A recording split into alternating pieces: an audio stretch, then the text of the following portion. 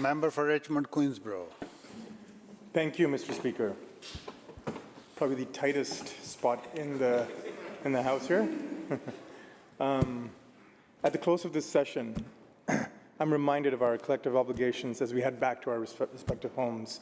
As I walked up towards what is truly a majestic building, adorned with stone and topped in teal domes, I was struck by the blanket of shoes and orange shirts that greeted me. The last few weeks have been a particularly poignant reminder of how deep racism and white supremacy runs in our society. The reminder from Kamloops of the harsh reality of colonialism and the numerous injustices, violence, and genocide perpetrated on Indigenous people in the past and still very much alive in the vestiges of colonialism today. The rapid rise of racism, even calling it a rise, seems to me a misnomer, as that racism has always been there under the very thin veneer of respectability and tolerance. It is in fact one of the seminal founding concepts of this country and something that we need to fight and work against every day that we show up here.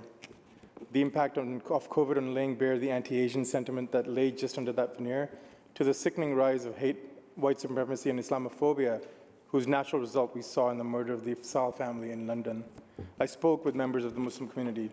Two of the larger mosques are located in the constituency which I represent. That incident did not come as a shock to them.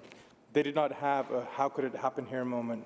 They have seen the rise of hate, and this, as I said, is the natural result. They reminded me that these actions don't happen in a vacuum. They start with seemingly innocuous comments and attitudes, dog whistling often centered around the othering of racialized people, targeting the most vulnerable, refugees, immigrants, immigration policies. We've all spoken about this hate and how it affects us or the ones we love, our grandchildren, spouses, friends. As we step away from here, I hope that you will join me in looking within yourselves and make the space in your communities to listen to the stories and the words of the people affected, and that you'll hear those words so that when we get back here, we can continue together to make the decisions that will take us to a better place and that allow us to confront the reality of the history of violence and genocide that is so much a part of this place. Thank you, Mr. Speaker.